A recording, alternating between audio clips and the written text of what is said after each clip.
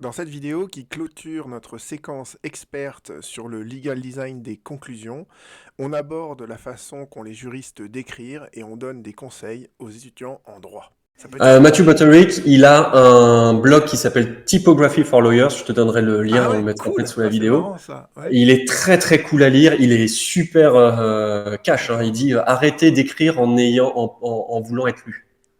Ouais. Et c'est ça Écrivez qui est en ouais. faisant en sorte d'être parcouru.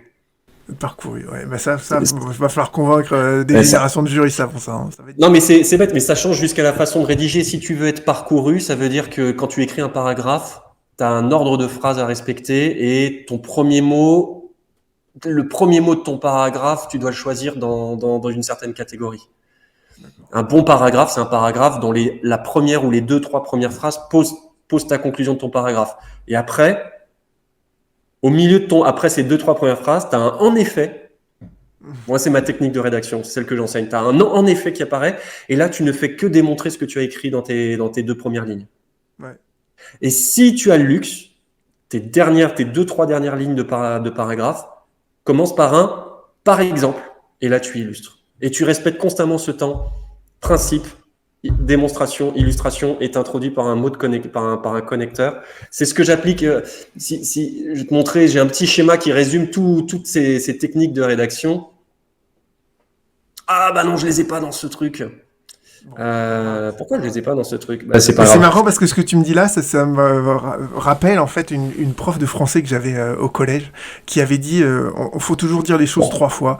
On commence le texte en disant voilà l'idée, après on développe l'idée et à la fin on conclut en disant voilà ce que je vous ai raconté. Voilà ce que je Ouais, vais vous raconter, voilà ce que je raconte. Voilà. Et bon, toi, c'est différent parce que tu dis à la fin, il faut trouver un exemple qui illustre, etc. Mais finalement, voilà, faut toujours commencer par voilà ce que je vais vous dire. ouais, tout à fait. Après, tu le dis. Mais j'ai Ça va. toujours cette image avec les étudiants, les élèves avocats à qui je dis ça. Souvent, j'ai toujours cette punchline qui est prête. Les élèves avocats à qui j'explique ça me disent ouais, mais monsieur, à la fac, on nous dit l'inverse, on nous dit on fait une démonstration, on met la conclusion à la fin.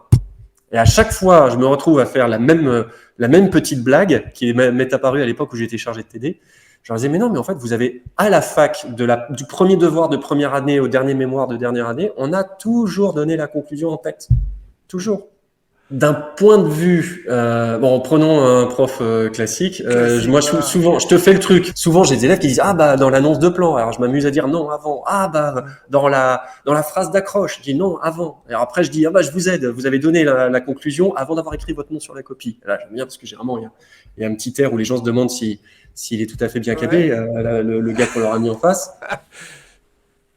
Parce que pendant toutes nos études Hein. on a écrit à des gens qui nous avaient donné le sujet. Ah oui. Et ça change tout. Hein. Quand moi j'étais chargé de TD, j'ai jamais lu une copie. Quand je donnais un cas pratique ou quand je corrigeais les cas pratiques de partiel, moi j'avais mon corrigé qui était prêt. Hmm. Donc, quand je prenais une copie, et je n'avais pas la théorie pour le dire, mais en fait aujourd'hui il y a des livres de lecture rapide qui permettent de poser ça en théorie. Quand je prenais une copie, je faisais ce qu'on appelle une lecture de vérification. Pardon, une lecture de confirmation. Une lecture de confirmation, ça te permet de ne pas te tenir à 200 mots minutes, mais de monter à 400, 600. Hmm. Une lecture de confirmation, c'est quand tu ouvres le dictionnaire permanent droit social et tu dis je suis sûr que dans ce coin-là, il y a une jurisprudence qui parle de mon cas. Et là, tu commences à avaler les pages en cherchant. Hmm. Parce que tu es en train de chercher un truc activement, tu reconnais le texte puisque tu arrives à dire non, c'est pas là, non, c'est pas là, non, c'est pas là. Donc tu le reconnais. Mais tu Hmm. le lis à une vitesse qui est la vitesse à laquelle vont les très grands lecteurs. Pourquoi? Parce que tu es en train de chercher quelque chose qu'on t'a annoncé d'abord. Je suis en train de chercher une info. Eh ben, quand tu prends une copie, tu as la conclusion en tête, tu attaques la copie, tu es en train de revérifier si Hmm. l'élève a suivi le bon chemin. C'est Ouais. pas du tout la même chose qu'écrire à un juge qui ne connaît pas le sujet auquel tu dois Montrer le démontrer chemin. que c'est toi qui as la bonne solution. Ben, ça veut dire que si tu veux appliquer ton enseignement universitaire dans le monde professionnel, il faut replacer les interlocuteurs que tu as, client, juge, dans la position où se situe ton prof. Hmm. Ils t'ont pas donné le sujet. Donc tu dois commencer par dire, je vais vous démontrer qu'il y a un dol. Hmm. Voilà pour comment je l'explique. Ouais. Et donc systématiquement, quand tu fais une consultation ou quand la conclusion de ton document, c'est le premier titre de ton document, la conclusion de ton titre, c'est le premier paragraphe, et la conclusion de ton paragraphe, c'est la première phrase. Constamment, on annonce, je vais t'affirmer ça, je vais te dire ça, maintenant je t'explique comment je te le dis. Constamment, constamment. À l'oral, c'est ce qui marche le mieux. Toutes les autres techniques fonctionnent moins bien. Donc voilà. Ça, quand tu te l'appliques, ça fait déjà même sans chercher à faire court, tu rédiges 2 tiers de moins parce qu'en fait, tu n'es plus en train de suivre des méandres. Tu as posé un truc, tout ce que tu dis doit être pertinent par rapport à ce que tu viens de poser. Et tu t'auto-gères par rapport à ça.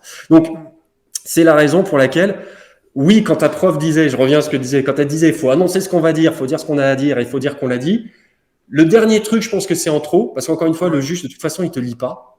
Le juge te parcourt.